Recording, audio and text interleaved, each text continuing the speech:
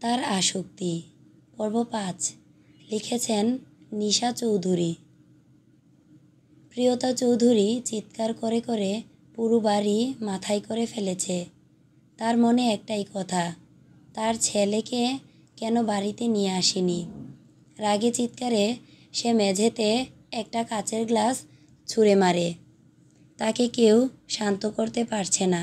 সবাই বলছে একটু শান্ত হতে, কিন্তু সে কিছুতেই শান্ত হচ্ছে না। প্রিয়তার এমন অবস্থা দেখে আহসান একটু ঝাঁঝালো কণ্ঠে বললেন, আরে তোমার ছেলেকেই তো আনতে গিয়েছিলাম, কিন্তু বাড়ি ফেরার সময় তোমার ছেলে বলল তার নাকি একটা ইম্পর্ট্যান্ট কাজ আছে, কাজটা শেষ করেই একেবারে বাড়ি ফিরবে।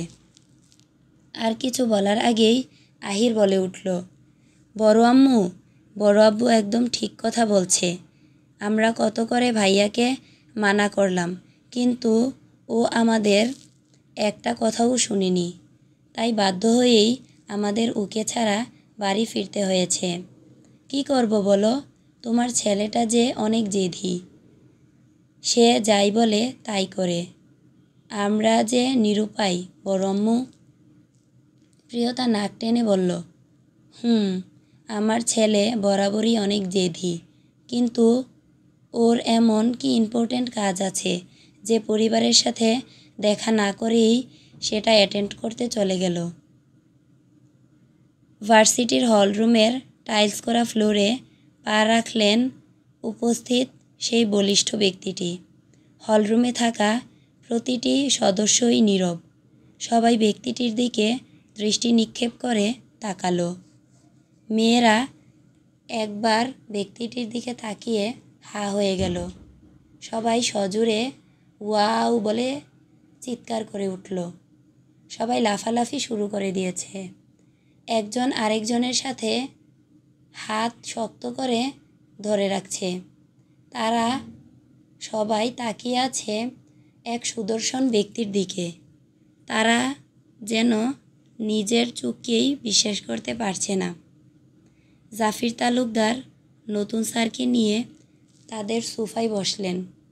সোফায় বসার কারণে এখন শুধু তাকে পিছন থেকেই দেখা যাচ্ছে। কিছু কিছু মেয়েরা বলাবলি করছে, উফ, এই স্যারকে পিছন থেকেও কতটা হট লাগছে। ওনার বডি শেপটা অসাধারণ, আর ওনার ব্ল্যাক আউটফিটে পুরাই আগুন লাগছে। অন্যদিকে মিনা, নুহা, ওয়ারিশা, মাইশা, আনিকা, মারিয়াম, জান্নাতুল, ওরা তো হা করে তাকিয়ে আছে। সবাই যেন এক অপূর্ব সুদর্শন পুরুষকে দেখছে। এ যেন এক রূপকথার রাজ্যের রাজা। কেউ কেউ তো স্যারকে নিয়ে নিজেদের মধ্যে ঝগড়া শুরু করে দিয়েছে। মিনা নতুন স্যারের দিকে দৃষ্টি নিক্ষেপ করেই নুহাকে একটু ধাক্কা দিয়ে বলল, লুহা। মিনা আবার বলল, এই লুহা, কিন্তু সে কোনো কথা বলছে না। মিনা এবার নুহার দিকে দৃষ্টি নিক্ষেপ করে দেখল নুহা সেই কখন থেকেই হা করে তাকিয়ে আছে নতুন স্যারের দিকে। মিনা এবার ওর পা দিয়ে নুহার পায়ে একটা লাথি দিল। সঙ্গে সঙ্গেই নুহা আউচ করে একটা শব্দ করল। মিনার দিকে তাকিয়ে নুহা বলল, ওরে মিনু রে, আমাকে লাথি দেওয়া বন্ধ কর। ভাই, উনি কে? উনি কি সত্যিই আমাদের ভার্সিটির টিচার? আমার তো বিশ্বাসই হচ্ছে না। আমি পাগল হয়ে গেছি রে মিনু, আমি পাগল হয়ে গেছি। আমি এত সুন্দর ছেলে বাপের জন্যও দেখিনি। মাশাল্লাহ, কিসি কা নজর না লাগে।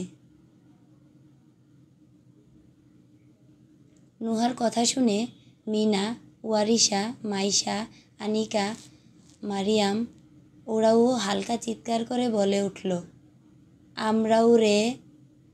ওয়ারিশা হাত পা লাফাতে লাফাতে বলতে থাকলো, উফ, নো ভাই, এই স্যারটা এত সুন্দর কেন? পুরাই হটনেসের ডিব্বা। মাইশা বলতে থাকলো, ইস, এই হ্যান্ডসাম বয়টা এতদিন কোথায় ছিল? মন চাচ্ছে ধরে একদম খেয়ে ফেলি। জান্নাতুল বলতে থাকলো, আমি কি বলবো বান্ধবীরা, আমি তো স্যারকে দেখে মাতৃভাষাই হারিয়ে ফেলেছি। মারিয়াম বলতে থাকলো, ভাই, আমার তো একেই লাগবে, না হলে আমি মরে যাব। মারিয়ামের কথা শুনে আনিকা রাগী কণ্ঠে বলে উঠল, বললেই হলো, স্যার শুধুই আমার, অন্য কারুর নয়। মারিয়ামও রাগী দৃষ্টিতে আনিকার দিকে তাকিয়ে বলল,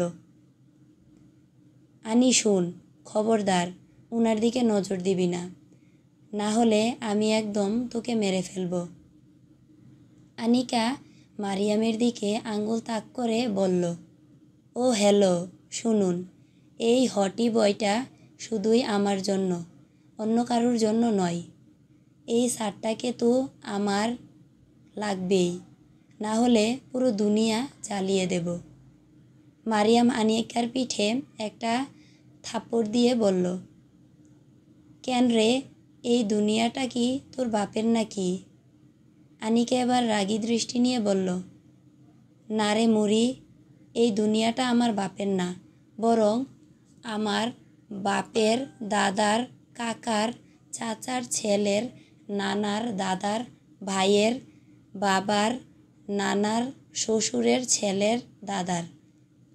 মারিয়াম এবার আনিকাকে মারতেই যাবে, সেই মুহূর্তে মাইশা বলে উঠল, আল্লাহর দুহাই লাগে, বইন, তোরা এবার থাম প্লিজ, দয়া করে হলরুমে ঝগড়া শুরু করে দিস না। ভাই, তোরা একবার নিশার দিকে তাকিয়ে দেখ। সবাই তো ভুলেই গিয়েছিল যে ওদের দলে সবচেয়ে বড় বন্ডিটার কথা। মাইশা, মিনু, লুহা, মরি ও আনি সবাই নিশার দিকে তাকিয়ে দেখল, নিশা সেই কখন থেকে হা করে তাকিয়ে আছে নতুন স্যারের দিকে। নিশা এমনভাবে দৃষ্টি নিক্ষেপ করে তাকিয়ে আছে যে তার চোখে পাপড়ি ফেলারও সুযোগ নেই।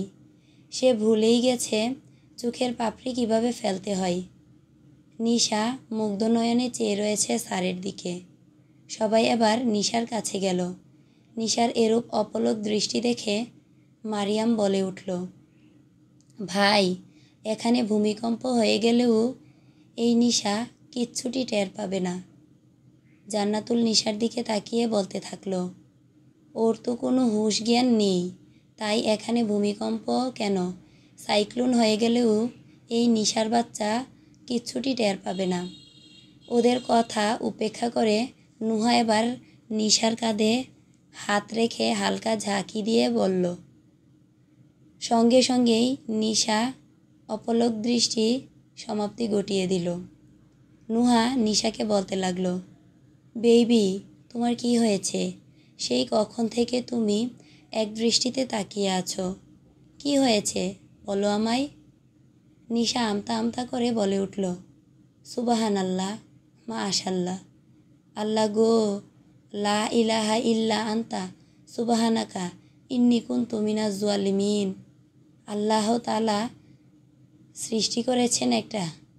আল্লাহ তাআলার সৃষ্টি এতটা নিখুঁত, এতটা সুন্দরভাবে একটা পুরুষ মানুষকে কিভাবে সৃষ্টি করতে পারে তা আমি ইংরেজি স্যারকে না দেখলে বুঝতেই পারতাম না। আমি 440 ভোল্টেজের ক্রাশ খাইছি, তার সাথে যে স্যারকে আমি ফিদা হয়ে গেছি, আমি পাগল হয়ে গেছি, আমি মরে যাব ওনাকে না পেলে। আমার লাইফে যে এই সুদর্শন স্যারটাকেই লাগবে। নিশার এক নিঃশ্বাসে এরূপ কথা বলা শুনে নুহাসহ বাকি সবাই তো আকাশ থেকে পড়েছে। তারা যেন নিজের কানকে বিশ্বাস করতে পারছে না।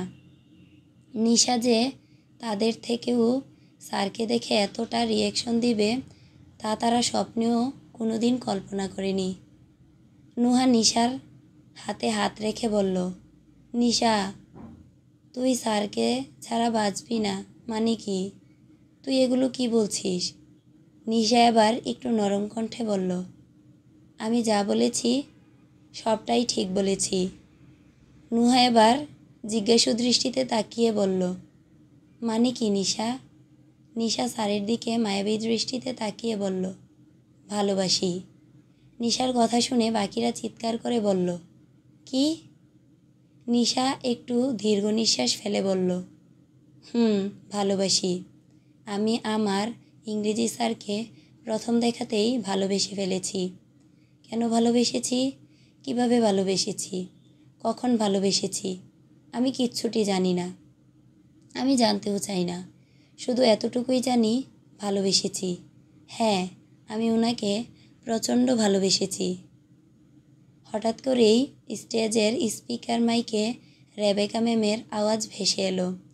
তিনি মাইকে বলতে থাকলেন, আমাদের ভার্সিটির প্রিয় ছাত্র ও ছাত্রীবৃন্দুরা, সকলের দৃষ্টি আকর্ষণ করছি। যার জন্য এত আয়োজন, এত সাজসজ্জা, অবশেষে তিনি আমাদের মাঝে উপস্থিত হয়েছেন। আজকে আমাদের ভার্সিটিতে নতুন এক অতিথি এসেছেন। অতিথি বললে ভুল হবে, সে আমাদেরই একজন শুভাকাঙ্ক্ষী হয়ে এসেছে। আমাদের ভার্সিটিতে প্রতি বছরই কোনো না কোনো শিক্ষক বা শিক্ষিকা এসে থাকেন। আমরা সবাই যেমন আমাদের নতুন স্যার ম্যামদের আপন করে নিই, আশা করি এবারেও এর বিঘ্ন ঘটবে না। আমি অনুরোধ করছি স্যারকে কিছু বক্তব্য প্রদান করার জন্য।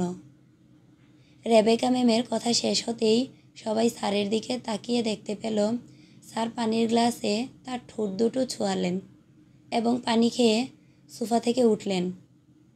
কিন্তু আশ্চর্যের ব্যাপার হলো, উনি সেই গ্লাসেই পানি খেল যেই গ্লাসটিতে নিশা নিজের হাতে পানি ঢেলে দিয়েছিল, এবং উনি সেই সোফাটিতেই বসেছিল যেই সোফাটা নিশা পরম আবেশে সাজিয়েছিল।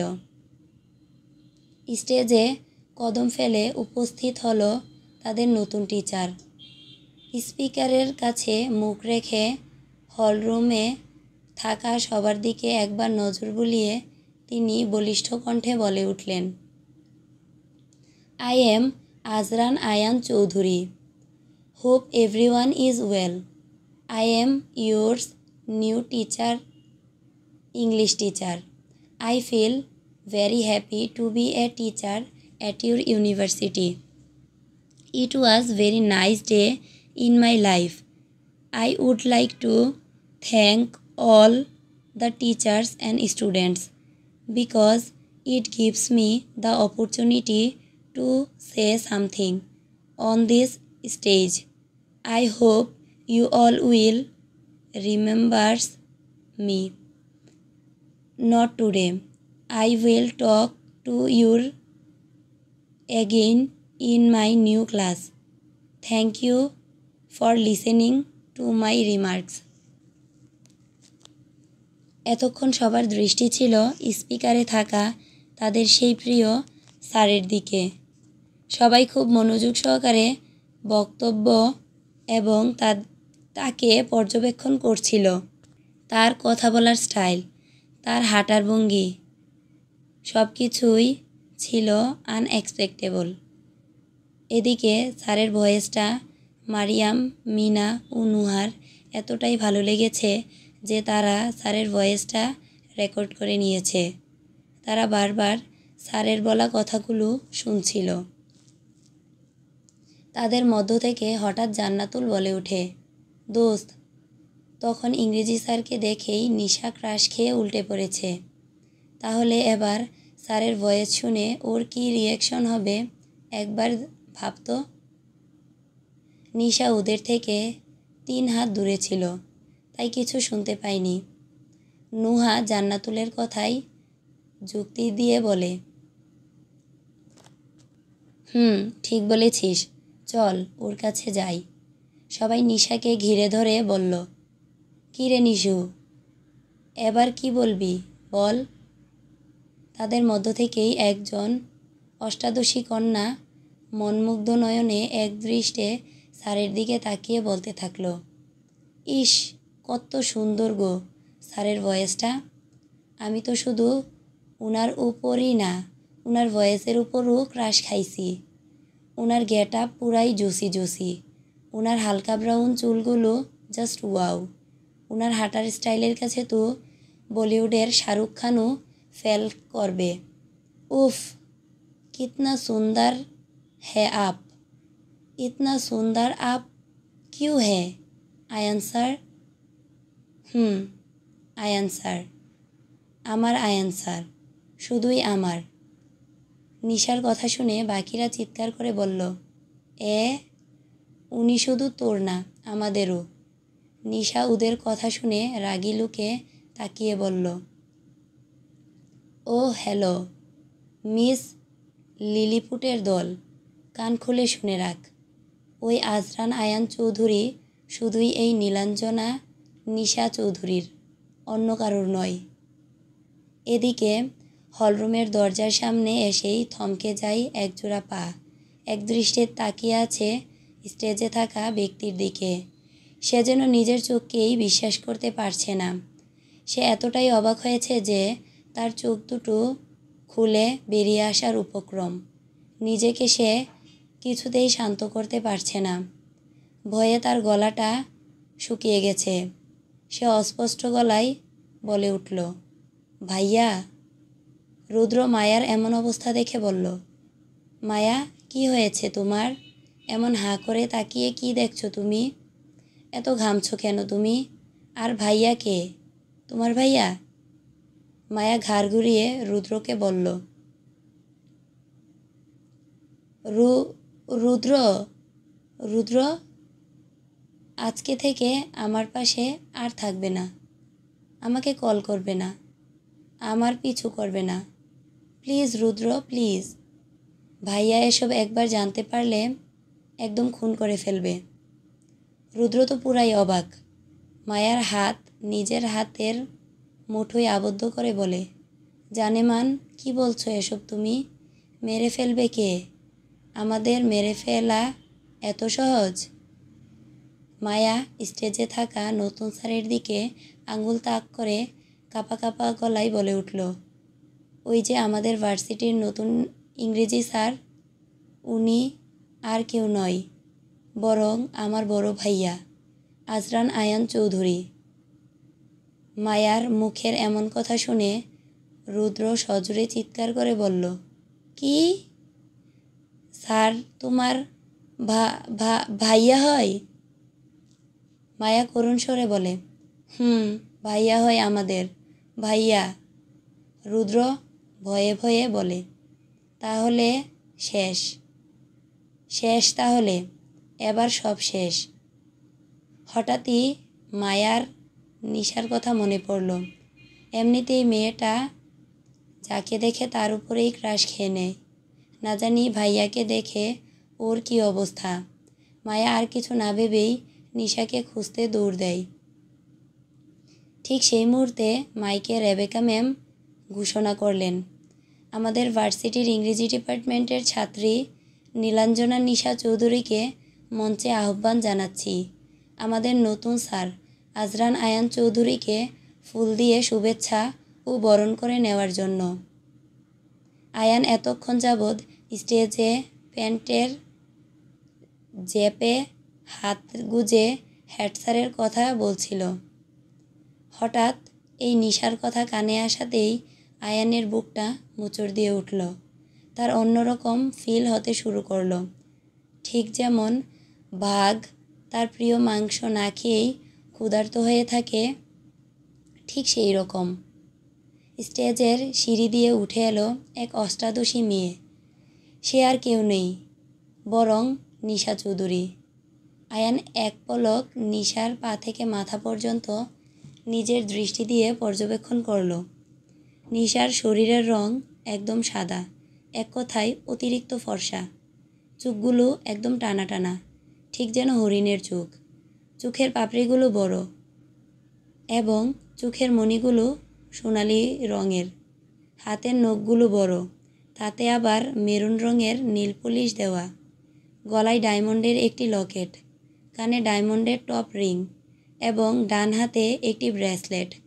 নিশার চুলগুলো একদম ঘন, চুলগুলো বাঁধা নেই, একদম ছেড়ে দেওয়া। নিশার চুল কালো এবং হালকা ব্রাউন, ঘন চুলগুলো একদম হাঁটুর নিচে। নিশা ব্ল্যাক কালারের একটি গাউন পরেছে।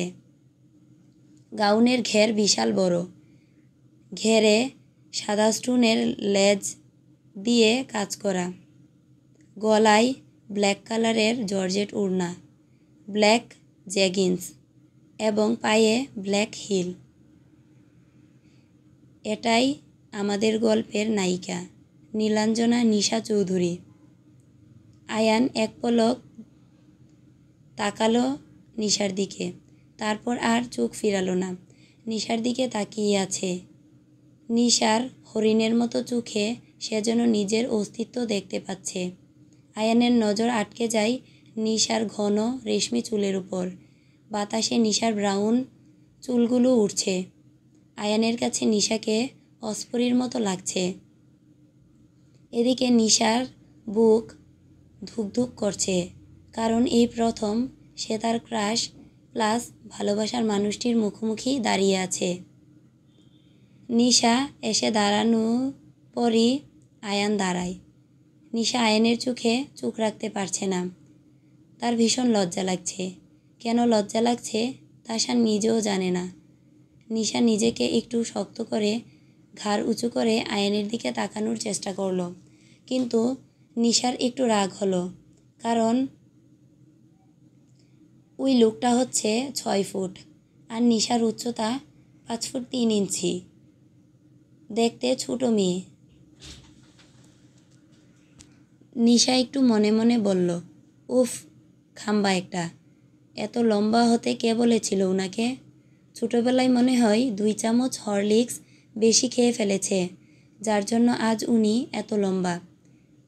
এমনিতেই আমি উনার বুক সমান, ধুরু কাজ সমান হতে পারলাম না, আবার ভাবি বুক সমান। সব মান সম্মান শেষ আমার। এসব ভাবতে ভাবতেই নিশা আয়ানের দিকে তাকায়। নিশা আয়ানের দিকে তাকিয়ে দেখে আয়ান অলরেডি তার দিকে তাকিয়ে আছে। নিশা একটু হতভম্ব হয়, কিন্তু পরক্ষণেই সব ভুলে যায় সে।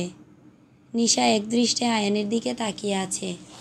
নিশা ডুবে আছে আয়ানের চোখের মায়ায়, তলিয়ে গিয়েছে আয়ানের চোখের আকাশি রঙের মণিতে। আয়ানের মায়ায় ডুবে পড়া অতল নিশা। এইদিকে আয়ানও নিশা দিকে তাকিয়ে আছে। এই সব কিছু দাঁড়িয়ে দেখছে হলরুমে থাকা প্রতিটি মানুষ। হঠাৎ করেই তাদের দুজনের মাঝে জাফির তালুকদার এসে বলে, নিশা, তুমি দয়া করে মিস্টার আয়ানকে বরণ করে নাও আমাদের ভার্সিটিতে। জাফিরের কথায় নিশা ঘুর কেটে যায়। সে সাথে সাথে আয়ানের থেকে দৃষ্টি সরিয়ে নেয়। এইদিকে আয়ানের প্রচুর রাগ হয়। আয়ান মনে মনে বলতে থাকে, শালা, আর সময় পেলি না? একদম ঠিক সময়েই তোর এন্ট্রি নেওয়া লাগলো। অন্যের ভালো তোর সহ্য হয় না। অবশেষে নিশা নিজের হাতে থাকা ফুলের তোড়াটা এগিয়ে দেয় আয়ানের দিকে। আয়ানও নিশার হাত থেকে ফুলের তোড়াটা গ্রহণ করে। নিশা একটু বড় শ্বাস নিয়ে আয়ানকে বলল, আমি নীলাঞ্জনা নিশা চৌধুরী, আমাদের ভার্সিটির ইংরেজি ডিপার্টমেন্টের ছাত্রী। আমাদের ভার্সিটিতে আপনাকে শুভেচ্ছা ও স্বাগতম জানাই আয়ান স্যার। আয়ান একটু নিশার দিকে ঝুঁকে বলল, অসংখ্য ধন্যবাদ তোমাকে মিস নিশা চৌধুরী। আয়ানের মুখে নিজের নাম শুনে নিশার মধ্যে একটা কাঁপুনি দেয়, বিশেষ করে তুমি ডাকটা শুনে। নিশার মনে হচ্ছে আয়ান ওর খুব কাছের কেউ, অনেক আপন একটা মানুষ।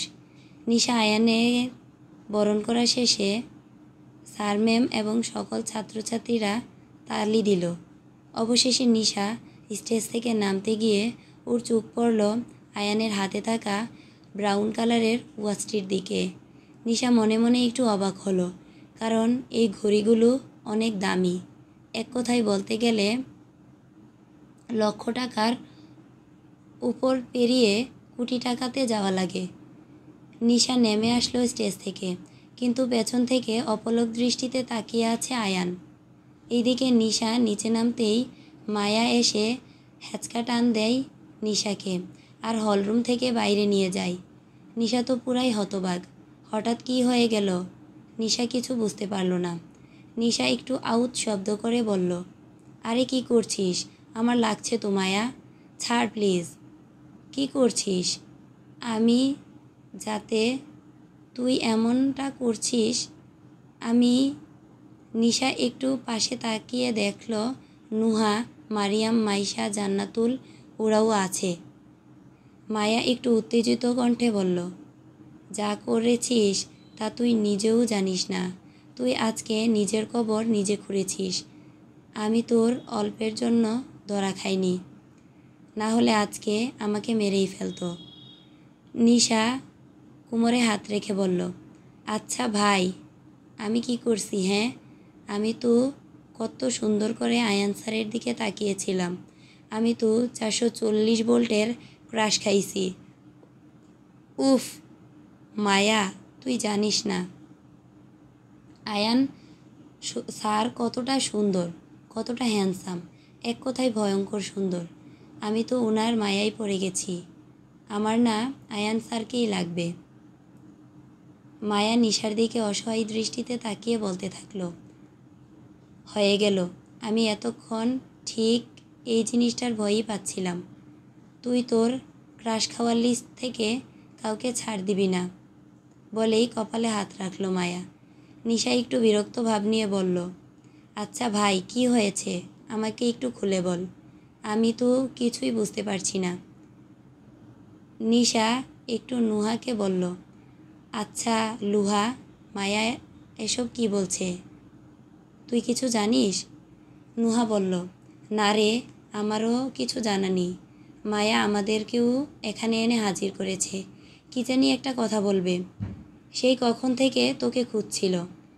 নিশা এবার মায়াকে বলল, আচ্ছা বোন, তুই বল আসল ব্যাপারটা কি? মায়া বলল, বলবো তো অবশ্যই, কিন্তু তোরা হজম করতে পারবি তো? বিশেষ করে নিশু। নিশু একটা কনফিডেন্টের ভাব নিয়ে বলল, আরে হজম না করার কি আছে, তুই বল, আমি শুনছি। মায়া একটা দীর্ঘশ্বাস নিয়ে বলল, তুই সেই স্যারের উপর 440 ভোল্টের ক্রাশ খাইছিস। সে আমার বড় ভাইয়া আজরান আয়ান চৌধুরী। এই কথা শুনে নিশাসহ বাকি সবাই চিৎকার করে বলে উঠল, কি? মায়া একটু নিরাশ হয়ে বলল, জি হ্যাঁ। নিশা মায়ার কাছে এসে আমতা আমতা কণ্ঠে বলল, মায়া একটু নিরাশ হয়ে বলল, জি হ্যাঁ। নিশা মায়ের কাছে এসে আমতা আমতা কণ্ঠে বলল, বাবা ভাইয়া, আমাদের চৌধুরী বংশের বড় ছেলে। সে দীর্ঘ 25 বছর আমেরিকায় ছিল। সেই আয়ান ভাইয়া? মায়া একটু নিশার কাঁধে হাত রেখে বলল, হ্যাঁ নিশা, আমাদের ভাইয়া। আমি তো ভাইয়াকে দেখা মাত্রই শকড হয়ে গেছি। আমি কোনো দিনও কল্পনা করিনি যে ভাইয়াকে এই অবস্থায় দেখব। নিশা একটু গাদু গাদু স্বরে বলে উঠল, তার মানে আমি আমার ভাইয়ের সাথে, মানে আমি আমার চাচাতো ভাইয়ের উপর ক্রাশ খেলাম? মায়া বলল, আরে হ্যাঁ, আর আমিও ঠিক এইটাই আন্দাজ করেছিলাম। আর তুই সেটাই গড়লি, কারণ তোর চোখ থেকে তোকে আমি ভালো করে বেশি চিনি। বাকিরা বলে উঠল, ওরে মায়া রে, তোর ভাইয়াকে স্যার মনে করে আমরাও যে ক্রাশ খেয়ে বসে আছি। মায়া অবাক হয়ে বলল, কি তোরাও? সবাই অসহায় দৃষ্টিতে বলল, হ্যাঁ। ঠিক সেই মুহূর্তে ভার্সিটির গেট দিয়ে আয়ানু তার বডিগার্ডরা বের হলো। তাদের সাথে প্রিন্সিপাল ম্যাম, হেড স্যার ও কিছু টিচাররাও আছে, কারণ আয়ান এখন চলে যাবে। জাফির আয়ানের সাথে কিছু কথা বলে এবং হ্যান্ডশেক করলো। তারপর আয়ান গাড়িতে উঠল। গাড়ি বের হলো ভার্সিটির গেট দিয়ে এবং আয়ানের গাড়ির পেছনে আরও 6 থেকে 7টা গাড়ি বের হলো। এইদিকে মায়া নিশার হাত ঝাঁকি দিয়ে বলল, নিশু নিশু, তাড়াতাড়ি বের হতে হবে। ভাইয়া বাড়িতে পৌঁছানোর আগেই আমাদের পৌঁছাতে হবে, না হলে সর্বনাশ হয়ে যাবে। তারপর নিশা ও মায়া তাদের গাড়ি করে বাসার উদ্দেশ্যে বেরিয়ে পড়ল এবং বাকিরাও চলে গেল বাসায়।